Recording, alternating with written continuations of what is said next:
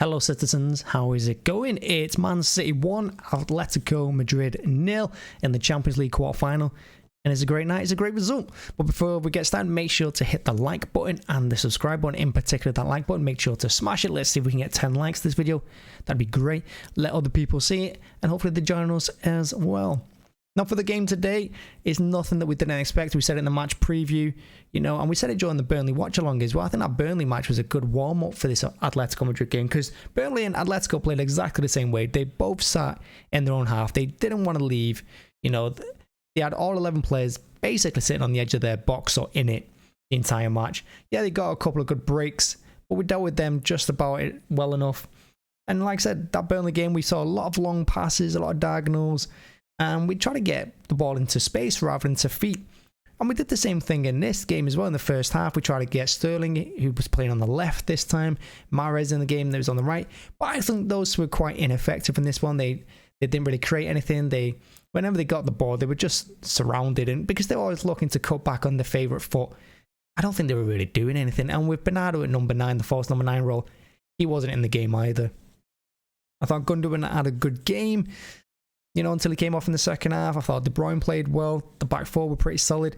And Cancelo, I've said it so many times, he does so many things right. And there's a couple of moments in there as well. He's going past players, he's cutting inside, he's going on the outside. But his final ball or his concentration sometimes lets him down. He lets the ball go on his foot and go out play. Or the final ball he makes is overhit. He did that 2 or 3 times in the first half. But other than that, he had a good game as well. Ake, I thought, was pretty solid. He hasn't got the pace. I think in the Champions League, if you've not got pace as a fullback, you're going to get hurt pretty badly. But, the only time I can think they got in behind him was at the end, like in the 91st minute or something. They got past him, but he used his strength really well and won as a goal kick. So, yeah, no real complaints. Now, the first half was pretty dull, pretty boring. Like I said, we didn't really create much. I think we had something like 7 shots in the first half. They had 1. No, they had no shots in the first half, sorry. But we only had 1 shot on target in all that time. And going into the hour mark as well, it's the same thing. They had their 1 shot on target. We had 9 at that point, and we had 1 on target. It was pretty poor. We weren't doing anything. All the crosses being cut out. And we took a couple of short corners, and they came to nothing as well. And then, Pep made the substitutions. And I think that was the right call. He made the substitutions on, I think it was 68th minute he made it. And he brought on Foden, he brought on Grealish, and he put on Jesus. He changed the front 3. So he took Sterling off, he took Mahrez off. Like I said, they weren't doing anything for me. They were having poor games. And he dropped Gundogan. And during the watch-along, I said they were the 3 I would take off when I saw them 3 coming on. And they were the 3 he took off. He dropped Bernardo back in his usual role. And once that happened, Bernardo was popping up everywhere all over the pitch. We saw his best. And that's the thing when you put these players like Foden and Sterling and Bernardo at number 9. You don't see their skills, you don't see their attributes, but when you play them in their normal positions, they really come out. Now, the first thing that happened when the substitution was made, Grealish was fouled, yellow card to the Madrid defender. And then about a minute after that, Foden picks up the ball from Rodri, and the first thing that Foden does is he goes straight direct. He doesn't mess about. He turns with the ball, takes an extra touch, then plays it through the defender's legs to De Bruyne, who finishes it into the back of the net, far post. Beautiful goal. And it's got to be that conversation soon where Foden is the number 1 player on the team sheet. It's the first one you put on there, maybe after Edison. Because Foden, for me, he's so good. When he doesn't play, I don't think we're up to it. And you look at that Southampton game in the FA Cup as well. Foden came on.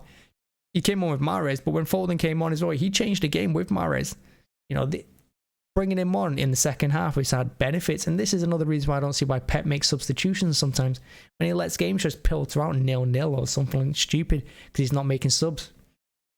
I don't understand that one. When you got the talent on the bench, and Foden is only 21, and I think that was his 159th appearance for us. Phenomenal play, and I'm looking forward to the next 15 years with him, honestly. But them substitutions really won us the game. I thought Grealish was brilliant. He held the ball really well. He won a lot of free kicks. You should expect, he didn't create much, but that's not what he's brought on to do, really. And then Jesus, he got a stupid booking.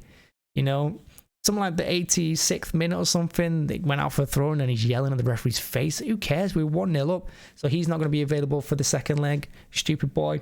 Like I said, Foden came on the right-hand side and he was brilliant.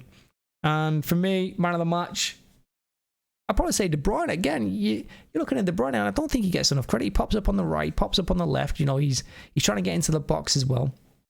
a lot of things go through him, but a lot of defensive work as well goes through him. You know, he does that. There was a couple of moments where he got back on the left-hand side to help Ake hook the ball clear. So he did his job today, and I think he had a really good game. Now, I think overall, I think every City player had a decent game, and I don't think we learned anything new. I don't think it was anything we didn't expect. Yeah, we went 0 up, and then that's when Atletico really tried us. The one thing I will say is that they did have a couple of good breaks, and we got a little bit lucky with them. I think Liverpool will punish us if we're not careful. If we do that to them, if we let Liverpool break on us like we let Madrid break on us tonight, I think we could be in a bit of trouble. But that's for another video. That's for another day. As for now, it's 1-0 at the end of the first leg. You know, we kept a clean sheet, and we go back to their game, well, back to their ground with a lead, and I think that's good for us as well, because I think with Atletico pushing out, I think we're going to cause some problems, you know, and they have to win, of course. They can't sit back now and just defend for 90 minutes. They're going to have to do something. They might try and nick an early goal or defend for 80 minutes and try and nick a goal at the end, take into extra time. They could do that. But if they try and attack us, I think we'll punish them. Although I really would prefer Jesus being available for that game, because, again, Mahrez and Sterling, I can see him playing on the right and left again this game, and I can see it going the same way. Now, yeah. But that's it, really. I mean, it's a good win. There's nothing really to complain about. You know, it's a pretty boring game, but I don't think that was down to City. I think that was more down to Atletico Madrid. And we got the win. We got the result we needed. It's a shame we didn't get a second towards the end when we were on top. But it is what it is. And yeah, great night.